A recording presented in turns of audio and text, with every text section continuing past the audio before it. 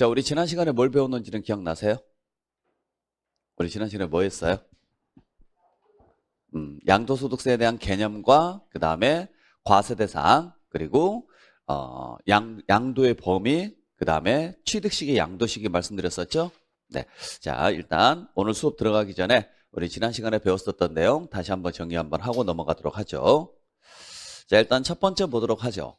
자, 소득세 총론에 대해서 우리 지난 시간에 말씀드렸었는데 거주자의 양도소득에 대한 과세표준은 종합소득이나 퇴직소득에 대한 과세표준과 합산 계산한다, 구분 계산한다? 구분 계산한다 그랬어요. 그래서 소득세는 자, 양도소득세는 총 세 가지로 나눈다. 종합소득세, 퇴직소득세, 양도소득세로 나눈다.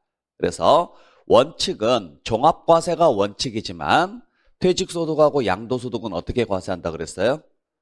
분류과세한다. 분류과세한다라는 이야기는 구분해서 계산한다는 이야기예요. 꼭 기억을 좀 해주시고. 자, 그 다음에 우리 소득세 납세의무자는 누구예요? 소득세 납세의무자는 개인입니다. 근데 요 개인은 다시 두 종류로 나눈다. 한 사람은 거주자라는 사람이 있고 또 한 사람은 비거주자라는 사람이 있는데 거주자가 되면은 국내 소득에 대해서 과세가 돼야 안 돼요? 되죠? 국외 소득에 대해서 과세 돼야 안 돼요? 됩니다. 비거주자가 되면은 국내 소득에 대해서 과세 돼야 안 돼요? 됩니다. 국외 소득에 대해서 안 되죠. 그래서 국내에서 발생하는 소득은 거주자가 되든 비거주자가 되든 무조건 납세의무가 있지만 국외 소득에 대해서는 누구에 한해서만 납세의무가 있다? 거주자에 한해서. 그때 비거주자라는 사람은 누구를 이야기한다?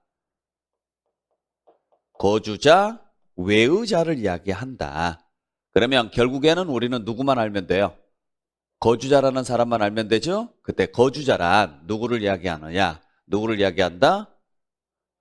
국내에 뭐가 있거나 주소를 두거나 또는 183일 이상 뭘 둔 자를 말한다? 거소를 둔 자를 말한다. 네. 그래서 거주자 할 때 첫 번째 주를 먼저 확인하라 그랬죠? 그래서 뭐가 들어가야 되고 주소. 근데 주소가 없어도 두 번째 뭐가 있으면 거소. 물론 거소 기간은 며칠을 판단하고요. 183일을 판단한다라고 말씀드렸습니다. 자, 그때 거주자는 어디가 납세지냐? 당연히 주소가 있으면 어디가 납세지? 주소지가 납세지죠? 만약에 주소가 없으면은요. 거소지가 납세지가 됩니다. 거소지가. 근데 비거주자 같은 경우에는 당연히 국내 주소는 없겠죠? 하지만 거소는 있다고 하더라도 며칠이 안 된 거예요. 183일이 안 되는 거라 그랬어요. 183일이 안 되니까 거소지를 인정하지 않는다. 그래서 국내 사업장이 있으면 어디로 가고? 국내 사업장으로 가는 거고 만약에 국내 사업장이 없다면 그렇죠? 소득이 발생하는 장소로 할 것이다. 이곳을 관할하는 어디가? 세무서가 관할 관청이더라. 세무서가. 네, 여기까지 여러분들께서 확인을 좀 해주시길 부탁드립니다. 자, 그 다음에 소득세는 개인별로 과세하는 세금이라 그랬어요. 그래서 자, 다른 사람하고 연대해서 납부할 의무가 있다 없다? 없어요. 무조건 내 것만 가지고 계산한다 그랬죠? 이와 관련해서 가끔 나오는 지문이 공동으로 소유한 자산에서 발생하는 소득은 누가 납세의무를 진다? 각자가 납세의무를 진다 그랬어요. 각자가. 같이 납세의무를 지면 안 되죠? 그래서 공유자가 그 양도소득세를 연대해서 납부할 의무가 있다 이러면 틀린 문장. 그냥 각자 납세의무를 진다. 이런 식으로 나와야죠. 각자. 네. 그 다음에 피상속인의 소득금액에 대해서 과세하는 경우 그 소득세는 누가 납세의무를 져요? 당연히 상속인이 납세의무를 질 수밖에 없습니다. 문제가 되는 것은 상속인이 납세의무를 질 때 그 피상속인의 소득에 대해서 부과되는 소득세와 상속인 그 자체에 대해서 부과되는 소득세 합산해서 계산한다, 구분해서 계산한다? 구분해서. 각자 내야 되는 거니까. 그래서 사망하신 분의 소득세는 사망하신 분이 내야 되고 그 상속을 받은 사람은 상속을 받은 사람이 내야 되는데 사망하신 분이 돌아가셨기 때문에 어쩔 수 없이 누가 대신 내주는 거예요? 상속인이 대신 내주는 것뿐이다. 그렇다고 해서 상속인의 소득이 되는 건 아니다. 그렇기 때문에 합산해서 계산하시면 안 되고 반드시 어떻게 계산하셔야 돼요? 구분해서 계산을 하셔야 되죠. 자, 그 다음에 우리 소득세는 기간별로 계산하는 세금이라고 그랬어요. 그래서 언제 납세무가 성립한다?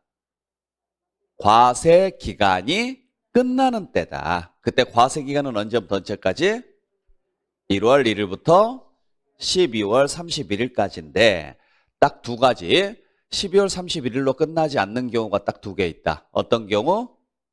사망한 경우. 그래서 사망했을 때는 1월 1일부터 언제?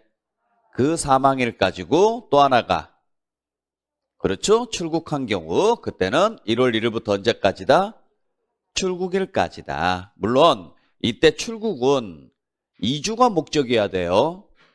단순히 여행이라든지 사업 목적으로 나가는 경우가 아닌 그냥 국외 이전을 목적으로 나갔을 때 그때는 그 날까지로 한다. 요 두 가지를 제외한 나머지는 무조건 언제까지로 한다? 1월 1일부터 12월 31일까지로 합니다. 자, 여기까지가 여러분들이 보셨어야 될 소득세 기본 개념이고 자, 이제 양도소득세로 넘어가서 자, 양도소득세는 법률에 의해서 열거된 자산을 양도했을 때 내는 세금입니다. 그때 양도소득세 과세 대상 물건은 앞자만 따서 어떻게 외웠어요?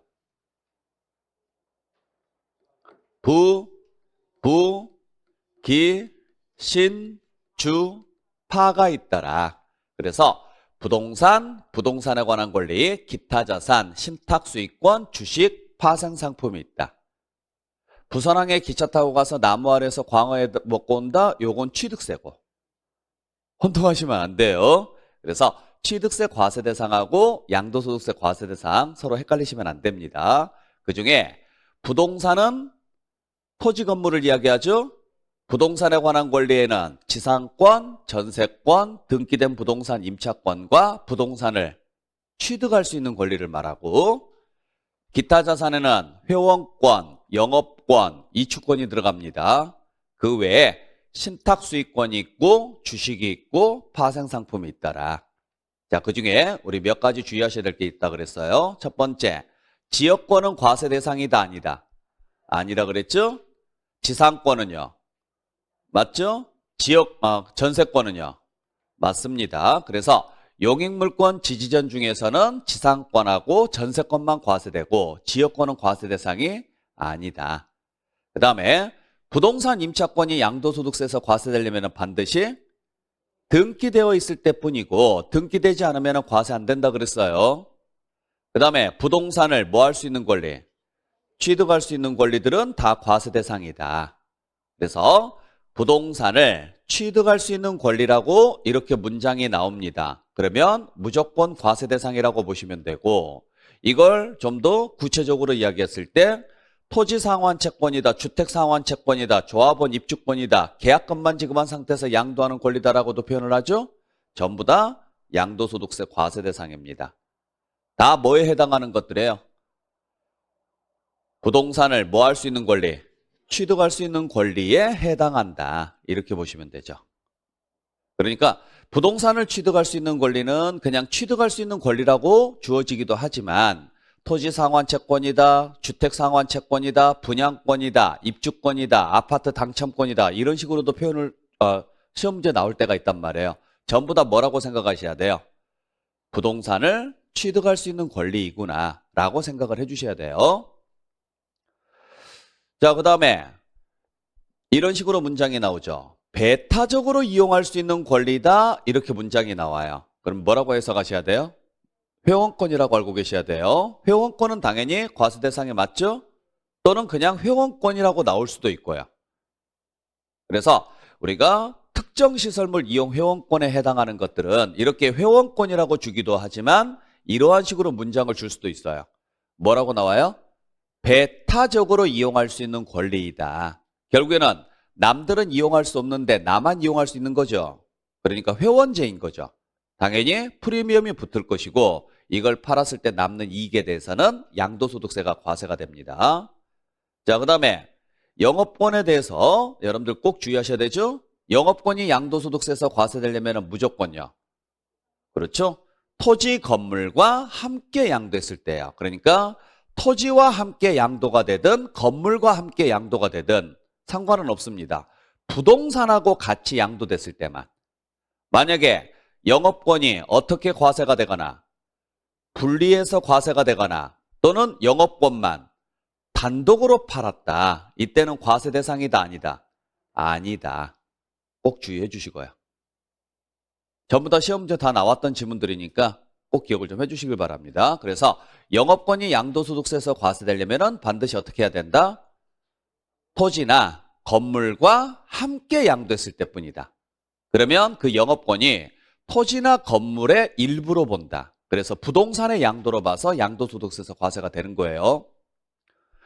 그 다음에 이축권이 나옵니다. 자, 이축권은 무조건 양도소득세 과세 대상이라고 보시면 돼요.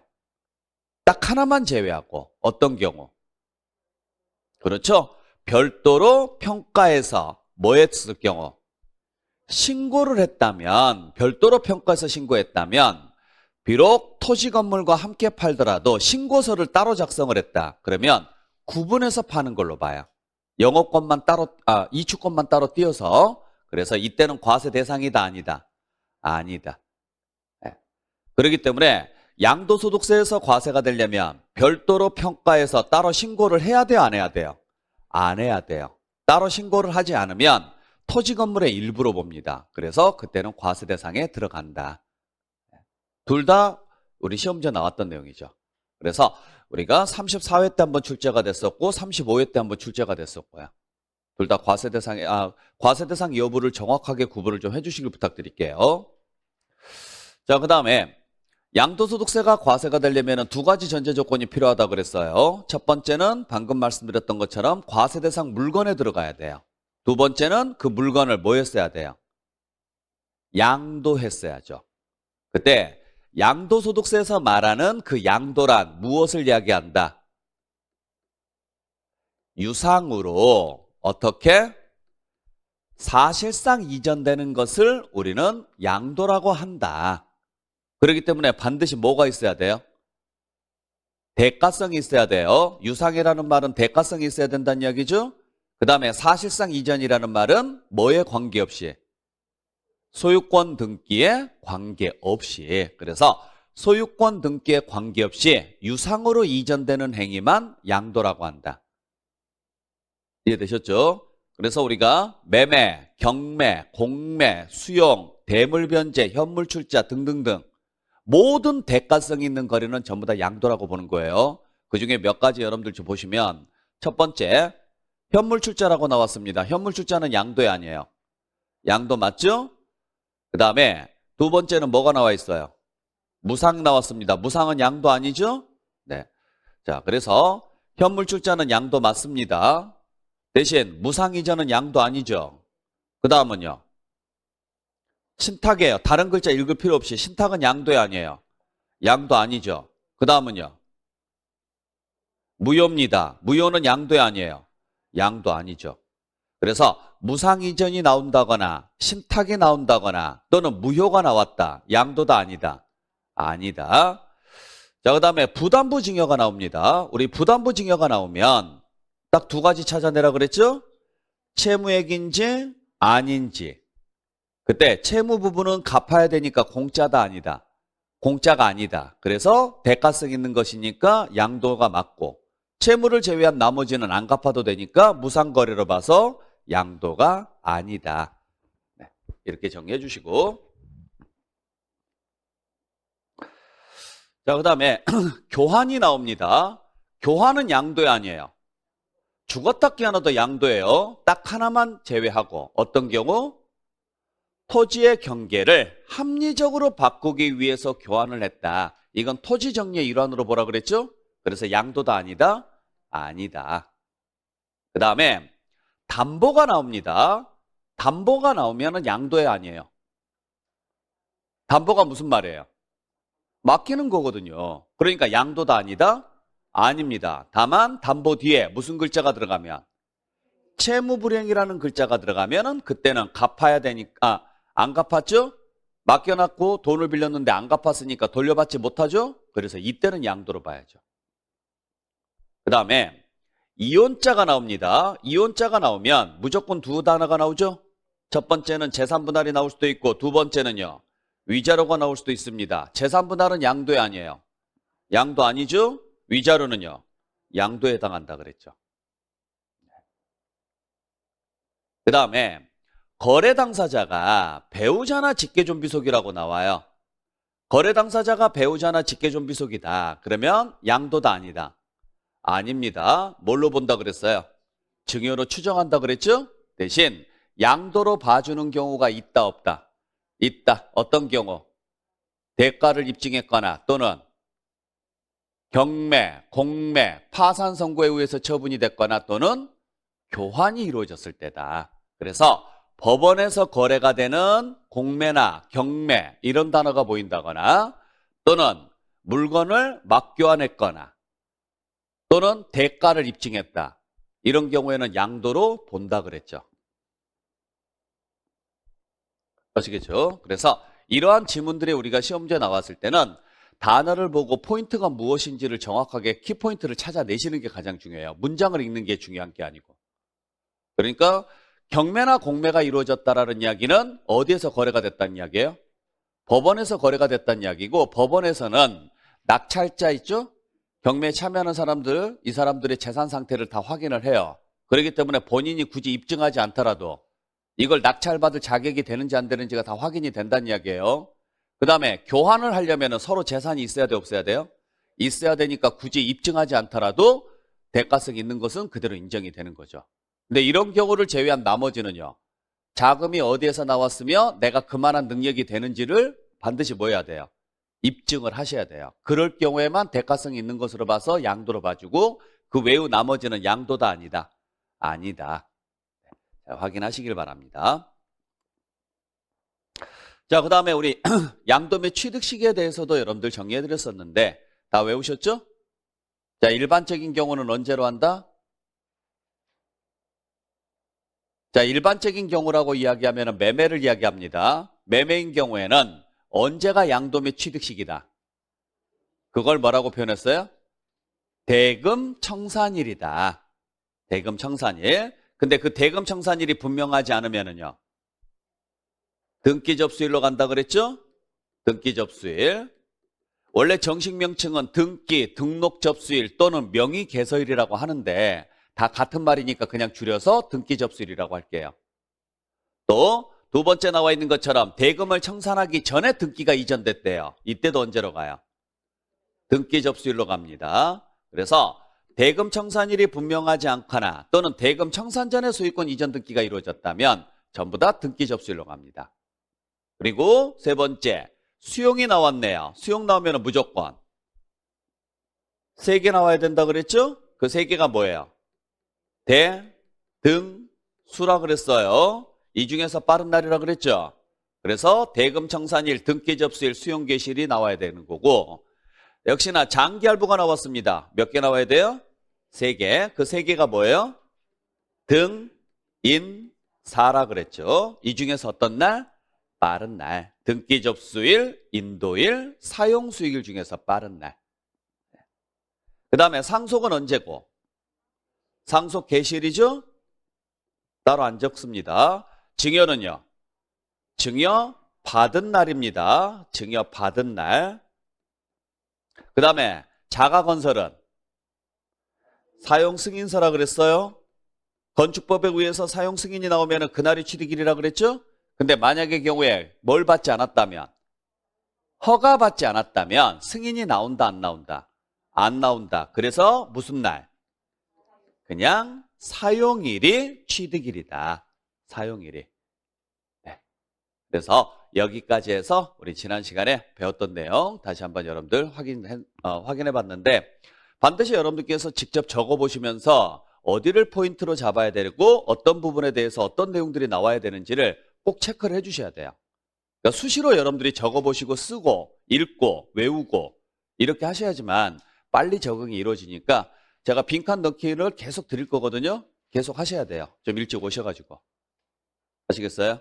그러니까 책을 찾아보시면서 하시는 것도 좋지만 일단 생각 안 난 것은 빈칸으로 놔두고 생각나는 부분들만 쭉 적어보시다가 나중에 가서 저랑 같이 답을 맞춰보면서 어떤 부분에 대해서 내가 놓치고 가고 있는지 어떤 부분을 못 외우고 있는지 그걸 꼭 체크를 해주시라고요. 그러니까 스스로가 부족한 부분이 어디인지를 알아야 돼요. 그리고 그 부분을 빨리빨리 채워가려고 노력을 하셔야 되는 거지 나중에 가서 여러분들께서 따로 공부를 하려고 한다 그러면 그때 가서는 다 뭐라고 생각하느냐면 하나도 기억이 안 난다 그래요. 다 부족하다는 생각밖에 안 들어요. 그러니까 마음의 부담이 굉장히 높아지는 거죠. 그러니까 천천히 따라오셔도 좋으니까 꾸준하게 해주셔야 돼요. 꾸준하게. 자, 그래서 여기까지 해서 우리 지난 시간에 배웠던 내용 정리하고 자, 그러면 오늘 배울 내용. 자, 지난 시간에 제가 여러분들에게 열거된 자산을 양도했을 때 양도소득세가 나옵니다. 라는 것까지 제가 말씀드렸어요. 그래서 부, 기, 신, 주, 파를 유상으로 사실상 이전하면 양도소득세가 발생합니다. 여기까지가 우리 지난 시간에 했던 내용이죠. 그때 양도소득이 발생을 하면 무조건 세금을 내는 건 아니에요. 그중에 일부는 비과세로 빠집니다. 그리고 비과세가 되는 경우를 제외한 나머지는 다 세금 계산해서 내야 되는 거죠. 자, 오늘은 비과세 되는 것에 대해서 간단하게 한번 정리를 좀 해드릴게요. 자, 여러분들 교재는 159페이지에 나와 있죠. 자, 현행 소득세법상 양도소득세가 비과세가 되는 경우는 총 5개로 열거되어 있습니다. 반드시 암기해 주셔야 돼요. 그래서 첫 번째, 파산 선고에 의한 처분으로 인해서 발생하는 소득이 있습니다. 글자 그대로 망했다고 보시면 돼요. 망했으니까 세금 낼 돈이 있어요, 없어요? 없어요. 두 번째는 지적 제조사에 관한 특별법에 의해서 면적이 감소돼서 지급받는 조정금이 있습니다. 여러분들 지적 제조사에 관한 특별법이 뭔지 아세요? 그냥 상식선에서.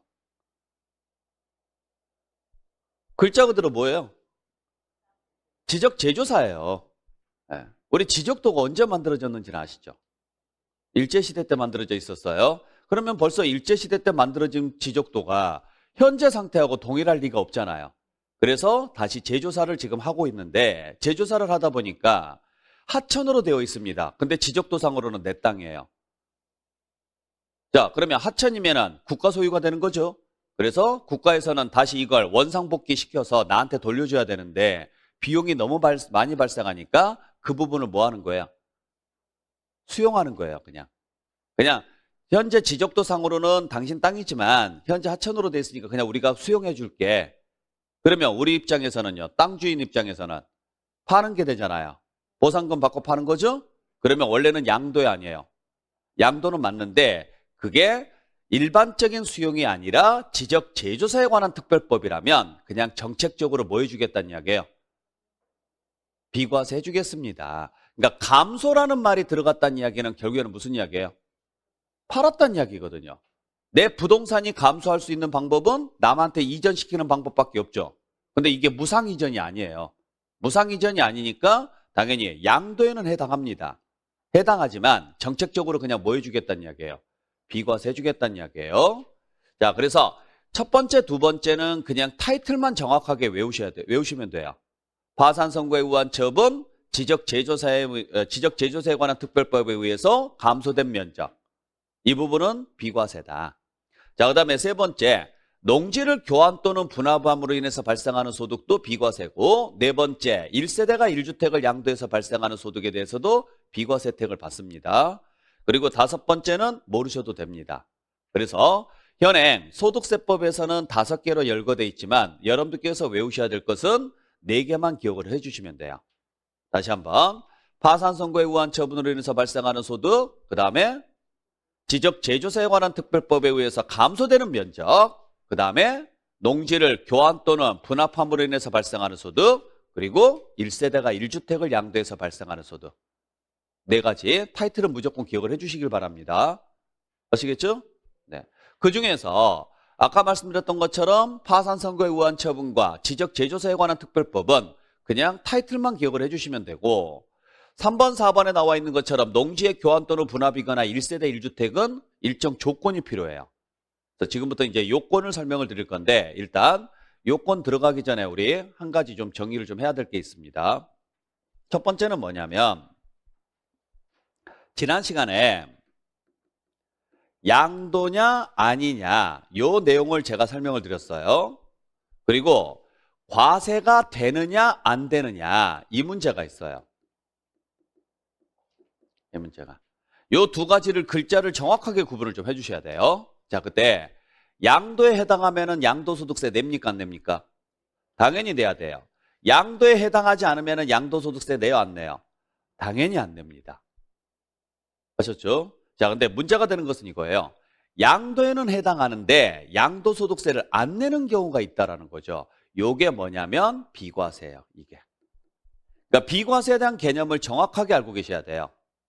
쉽게 말해서 지금 말씀드렸었던 파산선고에 의한 처분이라든지 지적재조세에 관한 특별법이라든지 농지의 교환 또는 분합이라든지 1세대 1주택 양도는 다 양도다 아니다. 양도는 맞단 이야기예요. 그러니까 시험지에서 양도냐 아니냐 물어보면 다 양도라고 하셔야 돼요. 근데 바꿔서 과세가 되느냐 안 되느냐 물어보면요. 그때는요. 과세는 안 된다고 하셔야 돼요. 그러니까 양도냐 아니냐 이 문제하고 과세가 되느냐 안 되느냐 이 문제는 약간 차이가 있다라는 이야기예요. 그러니까 사람들이 대부분 처음 공부하시는 분들이 다 오해하는 게 뭐냐면 역으로 해석을 하세요. 과세가 안 되니까 당연히 양도가 아닐 거다라고 해석하시는 분들이 계세요. 절대로 아닙니다. 자, 과세가 안 되니까 양도가 아닌 게 아니라 양도가 아니니까 과세가 안 되는 경우가 있고 양도이더라도 과세가 안 되는 경우가 있다라는 이야기예요. 그래서 우리가 양도소득세가 과세되지 않는 경우는 두 가지 케이스예요. 첫 번째는 애초부터 뭐가 아니기 때문에 양도가 아니기 때문에 과세가 안 되는 경우가 있고 두 번째는요. 양도이지만 정책적으로 과세가 안 되는 경우가 있다라는 이야기예요. 쉽게 말해서 자, 우리 예를 들어서 대학교에 학교를 갔는데 이 학교에 등록금을 내는 사람이 있고 안 내는 사람이 있어요. 그죠? 자, 첫 번째, 이 학교에 등록금을 안 내는 사람은 누구냐? 애초부터 이 학교 학생이 아니면 안 내요. 그게 이 케이스예요. 그러니까 애초부터 양도소득세 대상이 아니니까 안 내는 거예요. 두 번째는 이 학교 학생이라고 하더라도 장학금을 받으면 안 낼 수도 있죠? 그 케이스가 이 케이스라고 보시면 돼요.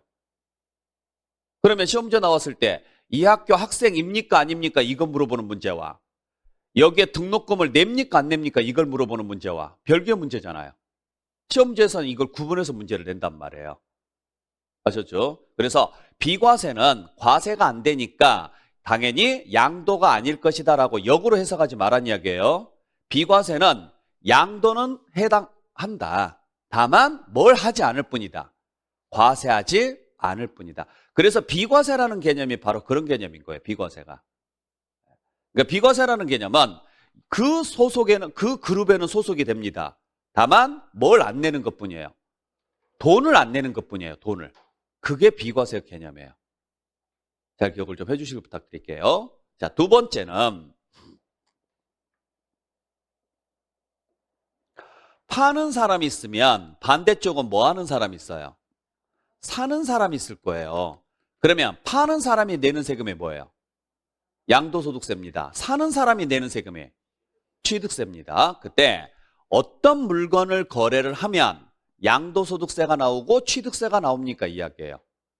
즉 다시 말해서 양도소득세하고 취득세하고 중복되는 물건이 있느냐라는 거예요. 있어요? 없어요? 있어요. 뭘까요? 양도소득세 과세 대상하고 취득세 과세 대상이 중복되는 게 부동산입니다. 그러니까 부동산 취득세 있어요? 없어요? 있어요. 양도소득세 있어요? 없어요? 있어요. 그 다음에 하나가 더 있어요. 뭘까요? 회원권입니다. 회원권. 그러니까 회원권도 취득세는 있죠? 양도소득세도 있어요. 이해되셨죠? 자, 그래서 우리가 양도소득세 과세대상 물건하고 취득세 과세대상 물건하고 나중에 한번 제가 비교를 해드릴게요. 그 다음에 이제 또 하나 보셔야 될 게, 자, 만약에 파산 선고에 의해서 처분이 된 거예요. 파산 선고에 의해서 파산 선고에 의한 처분으로 인해서 거래가 이루어졌다라고 가정을 할게요. 그러면 파는 쪽은 세금을 낼까요, 안 낼까요? 안 냅니다. 왜? 비과세가 되니까. 그러면 반대로 받는 쪽에서는 세금을 낼까요, 안 낼까요? 내야 됩니다. 아시겠나요? 그러니까 요 개념을 여러분들께서 잘 잡으시라는 이야기예요. 그러니까 지금 제가 여러분들한테 설명드리는 것은 어디서 비과세 받는 걸 지금 설명드리는 거예요. 양도자 입장에서 비과세 받는 걸 설명을 드리는 거지 그걸 취득자한테까지 적용을 시키면 안 된다는 이야기입니다. 아셨어요? 그러니까 잘 생각해 보세요. 파산 선고예요. 파산 선고에 의해서 처분이 됐다는 이야기는 파는 쪽이 망한 거예요? 사는 쪽이 망한 거예요? 그래요. 파는 쪽이 망하는 거예요. 그러니까 이쪽에서 세금 거둘 돈이 없으니까 이쪽을 비과세 주는 거지. 사는 사람은요? 돈 있어요, 없어요? 있어요. 돈이 있으니까 낙찰을 받았을 거 아니에요. 그죠? 그러니까 여기까지 비과세 주면 안 된다는 이야기예요. 그러니까 똑같은 문장을 주면서 비과세가 됩니까 안 됩니까를 문제를 줘요. 근데 그게 양도소득세면은 비과세가 맞는데 만약에 똑같은 문장이 취득세에서 나오면요.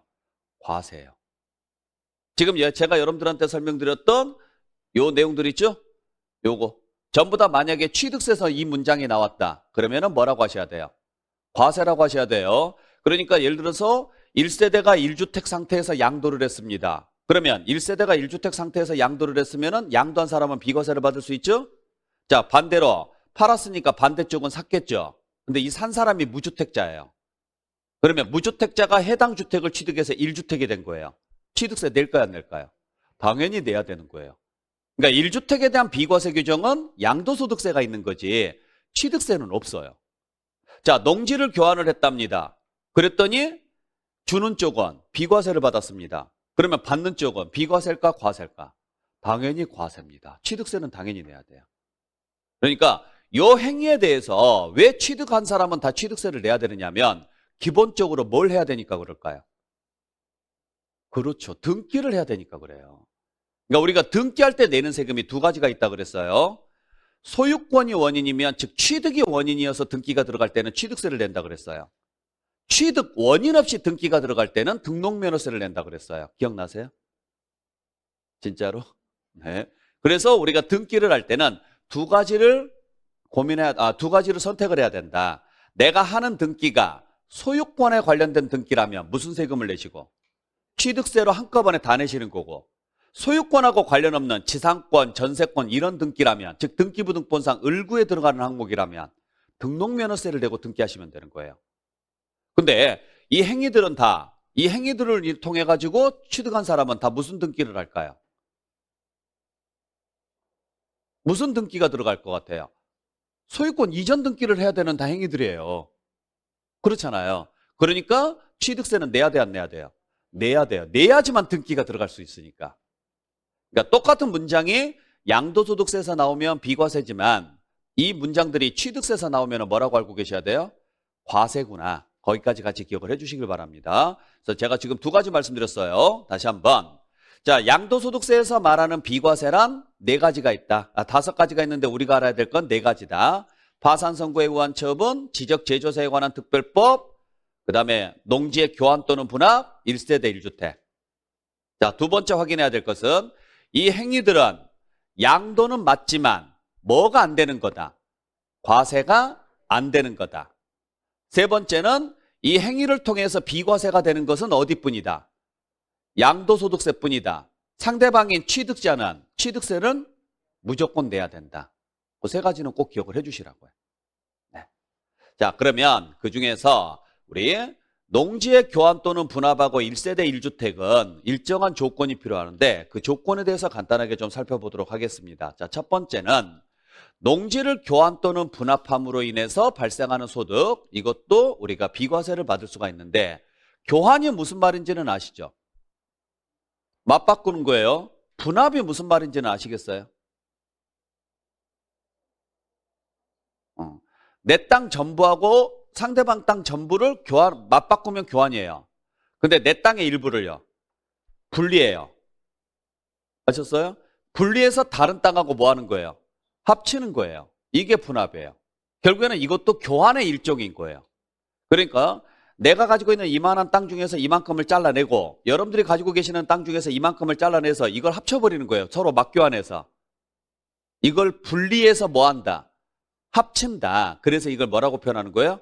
분합이라고 이야기하는 거예요. 그러니까 결국에는 분리된 부분을 서로 교환을 한 다음에 그걸 다시 뭐 하는 거예요? 기존에 있는 땅하고 합치는 거예요.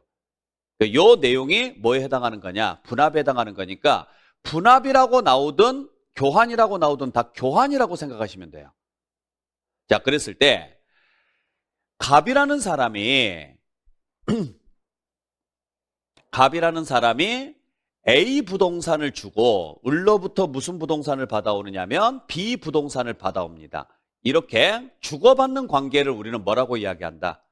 교환이라고 이야기를 합니다. 자, 그랬을 때 여러분들이 첫 번째 주의하셔야 될 게 있어요. 예를 들어서 갑의 A 부동산이 10억짜리고 을의 B 부동산이 10억짜리입니다. 그러면 이 교환을 통해서 양도소득세는 나온다, 안 나온다? 나올 수 있다, 없다? 있어요.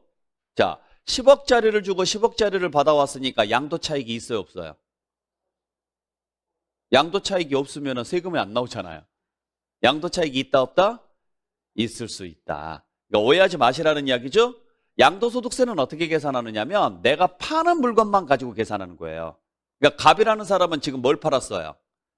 A를 팔았단 말이에요. 지금 이게 농지가 아니라고 가정했을 때 A를 팔았죠? 그러면 A의 과거 뭐하고 비교해서? 취득가액하고 비교해서 이익을 구해서 여기에 대해서 세금을 내라는 거지 여기서 여기를 빼라는 게 아니라는 거예요. 당연히 교환이라는 것은 동등가치가 교환이 되는 거지 이종가치가 교환되는 경우는 거의 없어요. 상식적으로 생각해 보세요. 여러분들께서 저한테 10억짜리 토지를 준다면 그에 대한 대가로 여러분들은 얼마짜리를 받고 싶어요? 그래요. 그게 기본인 거예요. 근데 여러분들이 저한테 10억짜리를 주고 저한테 6억짜리를 받아갔다. 그러면은 이종가치라 그러거든요. 금액 차이가 좀 나면 그때는 당연히 그 차이 나는 부분은 현금 거래가 있었겠죠. 그죠? 제가 4억을 현금으로 더 드렸거나 이랬어야 맞잖아요. 근데 그런 경우도 있지만 대부분은요. 동등가치의 자산을 교환을 한단 말이에요. 동등가치. 가치가 동일한 것끼리 교환이 이루어졌다. 그때 동등가치의 자산을 교환을 하면 양도 차익이 발생하지 않으므로 양도소득세는 과세되지 않는다. 이런 식으로 문장이 나와요. 틀린 문장이에요. 당연히 교환 자체는 동등가치로 했겠지만 양도소득세는 그 물건에 대한 취득가액하고 비교해서 계산하는 거예요. 그러면 을도 마찬가지죠. 자기가 팔았던 B의 양도가액에서 그 B 자산을 취득했을 때 가격을 빼서 이익을 구해서 각자 세금을 내면 돼요. 이게 기본입니다. 다만 그 교환하는 물건이 무엇이라면 농지라면 그때는 비과세 혜택을 주겠다 이야기예요. 농지라면. 자, 상식적으로 한번 생각해 볼게요. 왜 농지를 교환을 했을까요? 왜? 그래요. 영농 목적밖에는 없어요. 자, 여러분들이 가지고 있는 농지가 있는데 다른 토지하고 교환을 하고 싶어요. 교환을. 근데 농사 지을 목적이 아니라면 농지랑 교환할 이유가 없는 거죠. 만약에 나는 내가 가지고 있는 농지를 주고 다른 토지를 받아서 여기에다가 건물 지을 거다. 그럼 농지를 받아오면 안 되잖아요. 그죠? 결국에는 농지끼리 교환을 했다라는 이야기는 뭐 할 목적이라는 거냐면 농사를 지을 목적으로 보는 거예요. 근데 교환을 했으니까 가격 차이가 안 난다 그러면 현금 거래가 있을까요? 없을까요? 요 두 개 가격 차이가 안 난다면 현금 거래가 없죠. 현금 거래가 없으니까 세금 낼 돈이 있어요? 없어요? 보통 우리가 양도소득세는 무슨 돈으로 내요? 아니요. 그건 계산인 거고 세금을 우리가 낼 때 아니요. 세금을 은행에 낼 때 무슨 돈으로 내냐고요. 그러니까 그 현금이 어디서 나온 돈으로 내냐고요. 아니 여러분들이 양도소득세 내실 때 무슨 돈으로 내세요? 아니 그건 계산이고 양도소득 계산을 하지 말고 계산이 끝났어요. 그러면 그 세금을 무슨 돈으로 내냐고요. 은행에서 대출 받아서 내요? 그러면 따로 돈 모아놨어요? 그럼 무슨 돈으로 내요? 아니, 그건 계산인 거고. 팔아서 받은 돈으로 내는 거예요. 안 그래요?